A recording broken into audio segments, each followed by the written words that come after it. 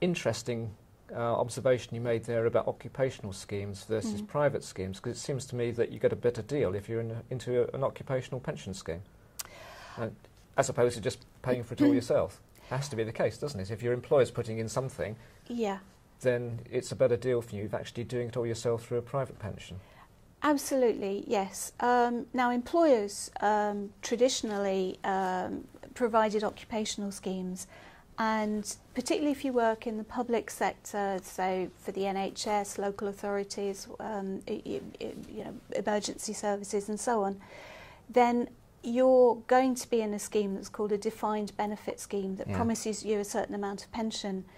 Although you're paying in quite high levels of contributions for that, your employer is paying in even more. And so the total that goes into providing that pension for you is probably something getting on for a fifth or a quarter of your pay, but a large chunk of that, 2/3 of that, is being paid by your employer. So those are pretty generous schemes. What we've seen since 2012 is the rollout of automatic enrolment, which means that all employers by 2018 are going to have to provide some kind of pension through the workplace. But most of them are not going to be these defined benefit schemes. They're more likely to be the alternative, which is called defined contribution, where contributions are paid in, you build up your own pot of savings that you then use at retirement to provide your pension. Now, those are far less generous. So under automatic enrolment, there are some transitional rules, but once we're past those, the total that will go into that pot is 8% a year in contributions, and your employer only has to pay 3%. So you pay 4% and then 1% comes from tax relief. A lot of people have said, well, that's well and good, that's a great place to start, but that 8% is not enough for most people to provide the kind of pension that they want in retirement. So you probably need to look at saving more. Okay. So we looked at the first stage, which is how much do I need in retirement, then the process by which you work back to, okay, what pension provision have I got to do now and how I go about it. So let's just say you've now, you've got your pension products running, you're not retired yet, okay, but then somebody tells you or somebody advises you or you make up your own mind that actually you'd be better off moving from your current pension products to other pension products which seem to offer a better deal. How easy is it to switch pensions? And if I were to move money out of one pension into another pension, does a taxman get in the way and take a slice in the process? Right, so let's start with that first. No. When you transfer from one pension to another, it's all kind of done behind the scenes and you're still inside that pension wrapper, so there shouldn't be any tax to pay. Just a small warning there, though. There are scams around where people try and persuade you to cash in your pension, and some of those scams, they're offshore, and if you do transfer to those, not only do you run the risk that you'll probably lose all your money, but then your money actually has come out of the pension scheme, and you might find that the Revenue and Customs are after you for tax as well. So, don't fall for scams. Be very, very wary if someone comes to you and says you ought to transfer your pension. It should be a decision that comes from you. You need to think it through. Transfers, usually, yes, there are charges. It's going to depend. If it's, what sort of level are we talking about here? I can't really answer that. It does depend on the scheme. I mean, there are some schemes, stakeholder pension schemes, were specifically set up to be portable and can't make a charge for transferring out. But with other schemes, it really depends what kind of scheme you've got. So, for example, quite a lot of self-invested personal pensions might charge, say, £25 for each holding that you have within the scheme. So every fund or every shareholding you have, there would be a charge. So it's going to vary a lot. So the advice really has to be, check before you transfer what those charges will be. Okay. So I think something really to take notice of there, that I think, particularly given the changes which are coming to the pension scene in the UK, there's a potential for scams to emerge and for people to make imprudent decisions about the movement of their pension money. So you've really got to keep your eye on the ball, everybody. Okay? On a related subject, okay, you may say, okay, I'm happy with my pension arrangements, but what if my pension provider goes bust? And obviously, not necessarily in the recent past, but several years ago, we did see stories of pension funds basically, going bust and pensioners losing their pension income as a consequence. I mean, what protection have people got? Yeah, you are protected these days, and I mean, really, because of those past scandals. So if you're in one of those defined benefit schemes that we talked about, where you're promised a certain level of pension, there's a scheme called the Pension Protection Fund. So all schemes, they pay a levy to fund this compensation scheme, and if your employer went bust, so he couldn't pay the promised level of pension, then you would get most of that pension, in some cases all of that pension, up to a certain limit. Can't remember the limit offhand. It's around about £32,000 is the maximum. You'd get that from the compensation scheme. Now, another type of fraud we saw, of course, way back was with Maxwell. Absolutely, yeah. And early 90s, wasn't it, or late 80s? Yes, that's right. And so that was where basically money was just stolen from the pension scheme. And there is another fund called the Fraud Compensation Fund, which exists to replace assets that are lost, and again provides replacement pensions up to a certain limit. Okay, that's the questionnaire actually came in from Sue Codling and from Faith Warren, and I should give a name check for the people who asked about the ability to swap from one scheme to another. Helen Hemington, Joanne Salters, Carol Rand and Ian Pickstone. Okay, so we're moving on now through working life towards retirement, and then maybe there's a few sort of decisions people have to make about their pensions arrangements.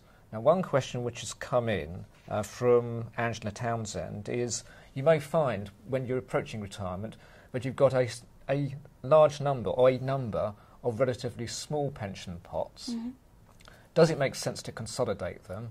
And in particular, if you've got some very small pension pots, can you just take all the money out of that without there being a tax liability? I think if it's a very small pot of that you've got, then actually you've got considerable ability and flexibility to take money out of it, haven't you? You have, yes.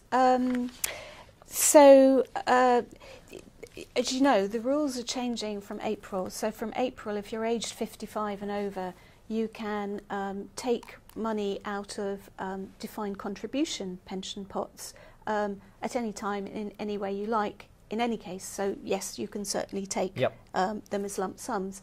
But there are separately some other rules which work at the moment. They will carry on after April, and they apply to all types of pensions, so defined benefit pension schemes as well as defined contribution.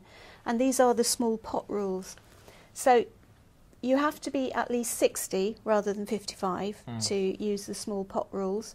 But basically, if all your pensions together come to no more than £30,000, or you have individual pots that come to no more than £10,000, you can take the whole of those as lump sums, with the caveat that with personal pensions it's limited to 3 small pots in your lifetime. So that's to stop people having a big pot and just carving it up into lots of little ones and then saying, oh, I'll take them all as a lump sum.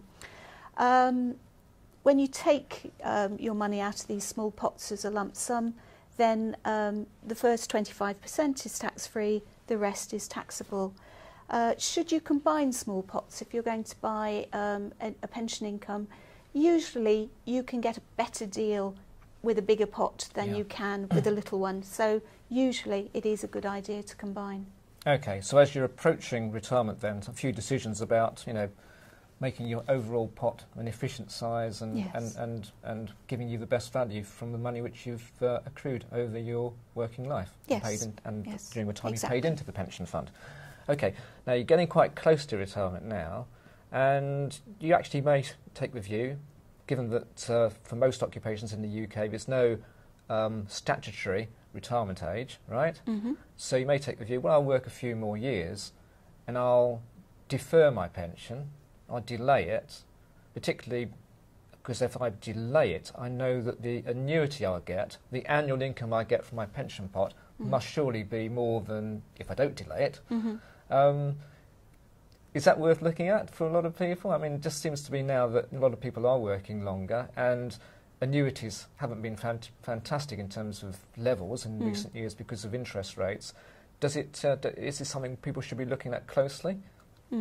Delaying and, Yes. getting a bigger annuity when you eventually do say, I've had enough of work and I am retiring now. Well, again, thinking about the changes from April, there's a lot more flexibility with pensions anyway, and I think we're going to see fewer people buying an annuity, and so even when they do want to start taking an income, they might use a different arrangement, so they might leave their pension pot invested and either draw off an income or just lump sums as they need them. Deferring is usually going to be better in the sense that you're then investing your money for longer, so it has more time to grow, more time to build up, and it's going to be paid out over a shorter period. And if you did buy an annuity, that's reflected in the annuity rate, which is then higher at older ages. With annuities, I would just be slightly cautious though, because the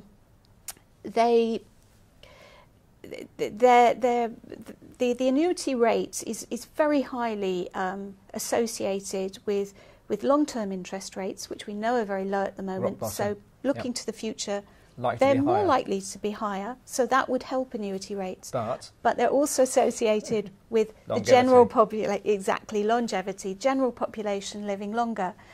And that still seems to be increasing. So that puts a dampening effect on annuities.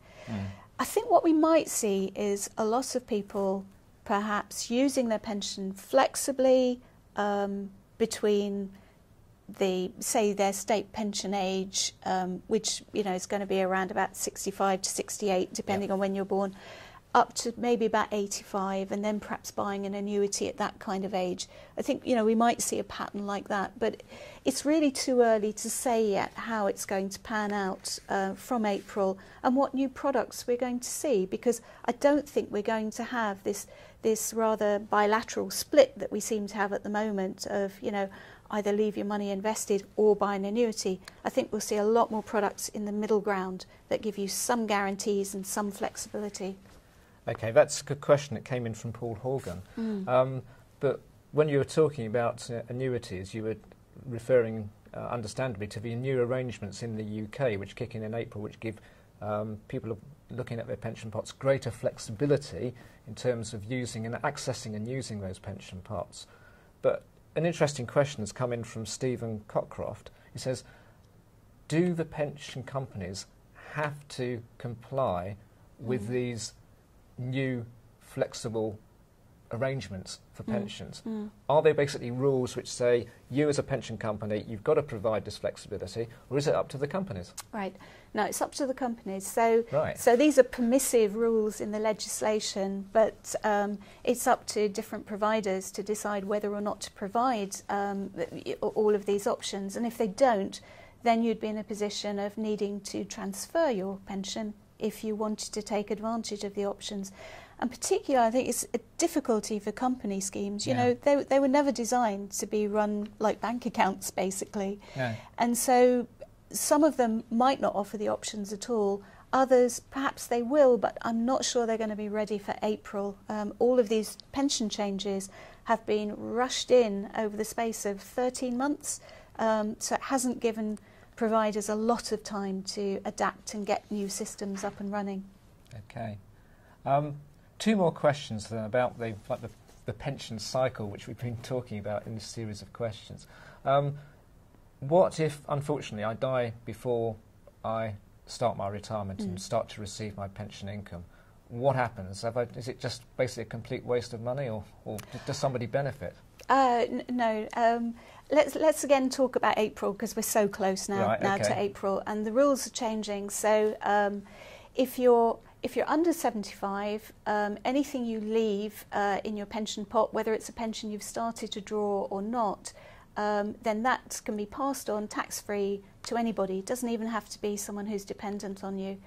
If you're over, well, if you're age 75 or over, be precise here, yep. 75 or over, then again you can pass it on to anybody, but then it's taxed at the normal tax rates that person who receives your pension pot pays, with the exception that just for 1 year, this 25-16 year coming up, if they take it as a lump sum, there's tax at a rate of 45%. And again, that's just a transitional arrangement to give providers time to put new tax arrangements in place, basically. So these new arrangements then give much greater flexibility for pensions, effectively, to pass on to people who can inherit the money from you.